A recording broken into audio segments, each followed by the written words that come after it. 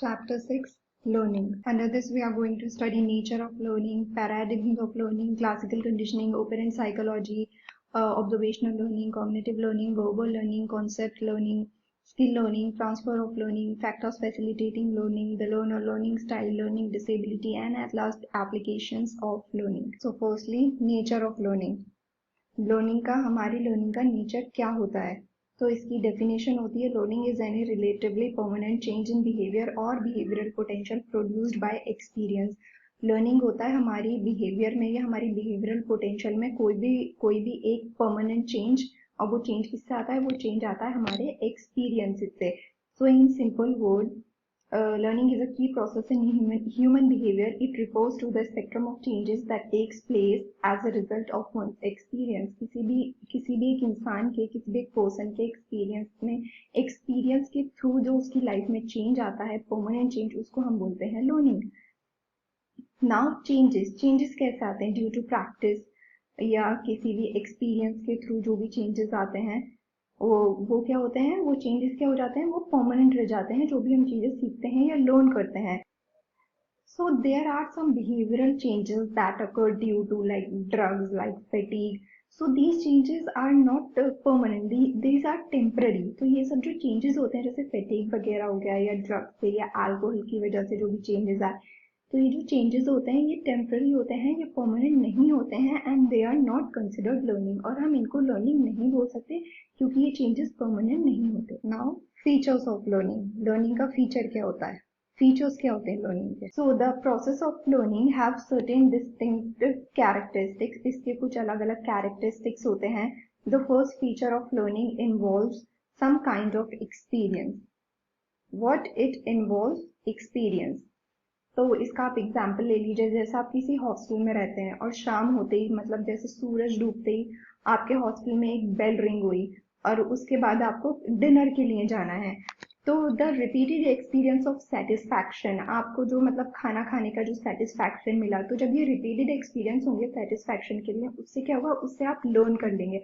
आपको पता चल जाएगा कि हाँ सूरज डूब गया है या शाम हो गई है, इतने बज गए हैं, बेल रिंग होगी तो मुझे खाना मिलेगा।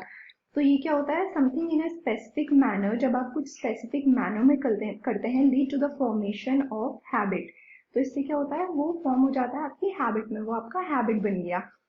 But sometimes a single experience can lead to learning. कभी कभी आपको इतने सारे एक्सपीरियंसेस की जरूरत नहीं पड़ती है, सिर्फ एक एक्सपीरियंस काफी होता है आपको कुछ सिखाने के लिए। For example, there is a child, वो एक मैच बॉक्स से खेल रहा है और मान लीजिए लाइक आप मान लीजिए उसका हाथ जल गया। वो बहुत रोया धोया, तो क्या हुआ? उसने वो पहली बार में सीख लिया। Such an experience makes a child learn to be careful. तो उसने पहली बार में ही सीख लिया कि मुझे केयरफुल रहना है या मुझे इस मैच बॉक्स से नहीं खेलना है। तो कुछ एक्सपीरियंसेस ऐसे होते हैं जिनको मतलब बार बार करके लर्न करने की जरूरत नहीं पड़ती, वो आप एक बार में ही लर्न कर सकते हैं। तो ये होता है हमारा features of learning. Now some behavioural changes that occur due to learning are relatively permanent. जो चेंजेस हमारी लाइफ में आते हैं लर्निंग के थ्रू, वो परमानेंट रहते हैं। फॉर एग्जाम्पल, हमने अभी पीछे एक हॉस्टल का एग्जाम्पल दिया, वो हमारी लर्निंग के थ्रू आया, तो वो परमानेंट बन गया, आप वो बार बार करने लगे, वो आपका हैबिट बन गया। जैसे वो हमने बच्चे का एग्जाम्पल दिया, वो सिंगल एक्सपीरियंस था लेकिन फिर भी उसने लर्न करा, उसने सीखा कि आज के बाद में कभी मैथ स्टिक से नहीं खेलूंगा, तो वो भी आपका परमानेंट बन गया। तो ये होते हैं आपके behavioural changes that occur due to learning, जो लर्निंग से आते हैं एंड आर रिलेटिवली परमानेंट और परमानेंट हो जाते हैं। Now, learning must be distinguished from the behavioral changes that are neither permanent or not learned. For example, changes in behavior often occur due to the effect of fatigue या habituation या drugs। तो ये सब जो होते हैं ये neither permanent होते हैं और not learned होते हैं, इसलिए ये आपकी लाइफ में हमेशा के लिए नहीं रहते और इनको हम learning नहीं बोलते। Now, learning is an inferred process. क्यों? Because performance is a person's observed behavior or response or action. या तो वो एक किसी भी पर्सन का ऑब्जर्व बिहेवियर होगा या रिस्पॉन्स होगा या एक्शन होगा, इसलिए उसे हम इन्फर्ड प्रोसेस बोलेंगे। उसके बाद हमारी लर्निंग में इन्वॉल्व होते हैं बहुत से सीक्वेंस जो साइकोलॉजिकल इवेंट्स होते हैं। सीक्वेंस ऑफ साइकोलॉजिकल इवेंट्स के सीक्वेंस होते हैं इन्वॉल्व हमारी लर्निंग में। तो ये होते हैं हमारे features of learning. Now, paradigms of learning. So there are some methods that use in acquisition of simple responses, and there are some methods that use in the acquisition of complex responses. हमारे दो तरीके के responses होते हैं, complex और simple.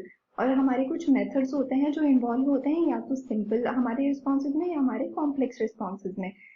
So the simplest kind of learning is called conditioning. हमारी जो सबसे सिंपल काइंड ऑफ लर्निंग होती है उसको हम क्या बोलते हैं, कंडीशनिंग बोलते हैं हमको।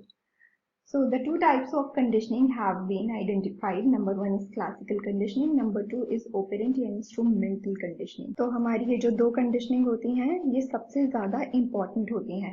And in addition we have observational learning, cognitive learning, verbal learning, concept learning and skill learning. अब हम इन सबको आगे पढ़ेंगे one by one.